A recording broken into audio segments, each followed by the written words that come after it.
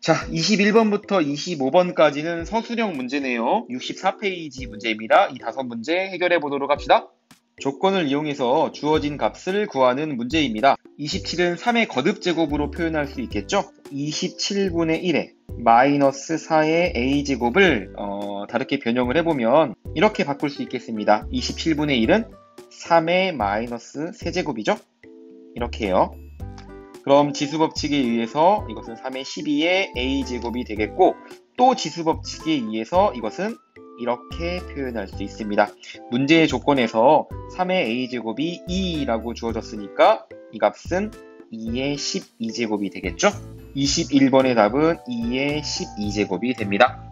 자, 다음 문제 보도록 할게요. 자, 22번 문제입니다. 22번 문제. 두 자리 자연수 n에 대해서 다음의 등식을 만족한다고 합니다. 보니까 가우스 로그 n이 있네요. 가우스 로그 n이라는 거는 설명에도 나와 있지만 x보다 크지 않은 최대 정수, 그것을 가우스 x라고 합니다. 그러면 가우스 로그 n은 어떤 말이 될까요? 그렇죠. 로그 n보다 크지 않은 최대 정수, 그것이 바로 가우스 로그 n이 될 겁니다. n이 두 자리 자연수라고 했네요. 그럼 n값의 범위는 10보다는 크거나 같으면서 100보다는 작게 되겠죠. 자, 여기서 각 변을 밑이 10인 로그를 취해 봅시다. 그럼 로그 10, 로그 n, 로그 100이 되겠죠. 자, 로그 10은 값이 1이 되죠. 로그 100은 2가 됩니다. 자, 1보다는 크거나 같고 2보다는 작다라고 했으니까 이 로그 n의 가우스의 값을 구하면 가우스 로그 n은 1이 된다라는 거 알 수 있겠네요. 즉, 주어진 조건을 만족한다라는 것은 로그 4의 n이 가우스의 값은 1이 나와야 되니까 3이 되는 두 자리 자연수 n을 구하여라 라는 말이 되겠네요. 따라서 n의 값은 4의 세제곱 64가 되겠네요. 22번의 답은 64. 다음 문제 보도록 합시다. y는 4의 x제곱 더하기 16, 그리고 y는 10 곱하기 2의 x제곱. 자, 두 그래프가 만나는 두 점을 A, B라고 한다고 합니다. 자, x좌표의 합을 구하시오 라고 되어 있네요.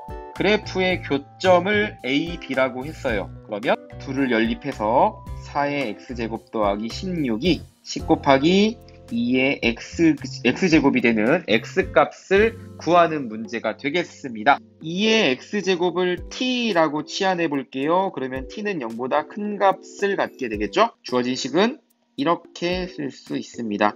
16, 10 곱하기 t. 자, 정리하면 t에 관한 2차 방정식이 세워지네요. 16은 0. 따라서 다음과 같이 인수분해가 되겠고요. 그러면 t는 2가 되거나 또는 8이 되면 되겠습니다. 자, 구하고자 하는 건 t값이 아니죠. x의 값을 구해야 합니다. 다시 환원을 시켜서 x의 값을 구해보면 2x제곱이 2가 되는 x값을 찾아볼 때 x는 1이 되겠죠.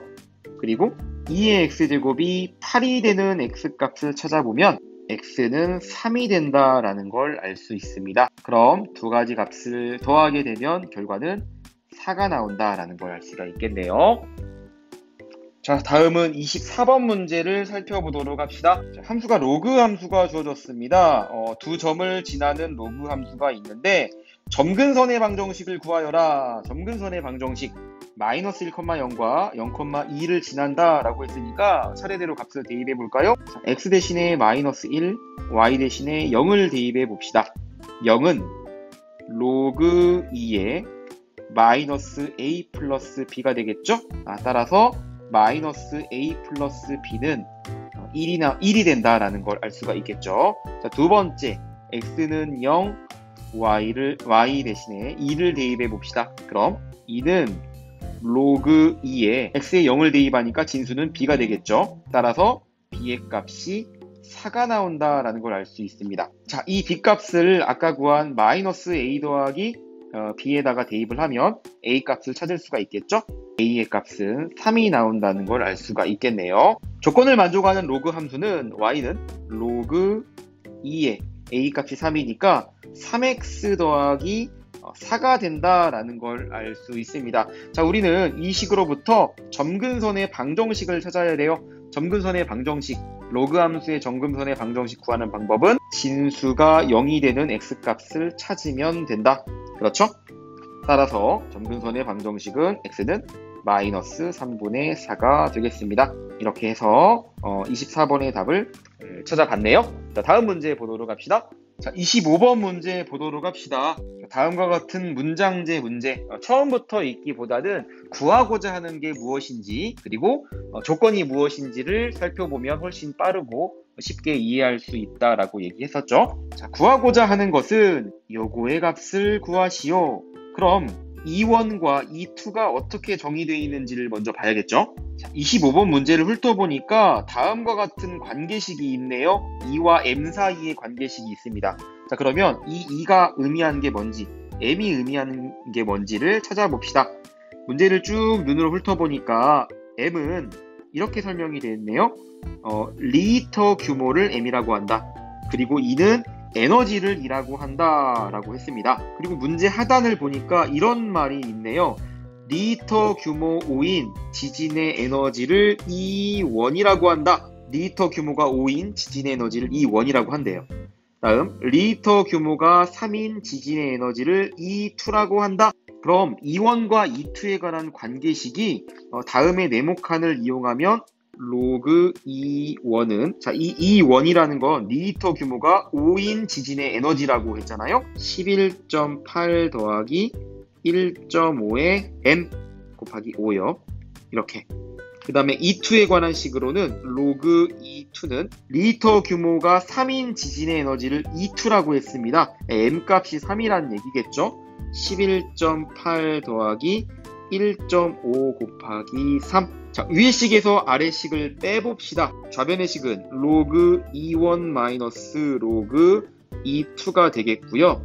자, 우변의 식은 이것이 지워지겠죠? 1.5 곱하기 5와 1.5 곱하기 3을 빼게 되면 1.5 곱하기 2가 되겠네요. 3이 나오겠습니다. 자, 로그의 성질을 이용하면 로그 좌변의 값은 E2분의 E1이 나오겠죠? 3은 밑이 10인 로그로 바꾸면 10의 세제곱이 된다. 따라서 우리가 구하고자 하는 E2분의 E1은 밑이 같으니까 진수만 비교해주면 되겠죠. 10의 세제곱이 되겠다라는 걸 알 수가 있습니다. 이렇게 해서 25번의 답을 찾아보았네요. 수학 공부하면서 궁금한 점들, 질문하고 싶거나 공부법 상담을 받고 싶은 분들은 인스타 DM, 이메일 남겨주세요. 라이브 매스는 대한민국 수포자가 없어지는 그날까지 함께합니다.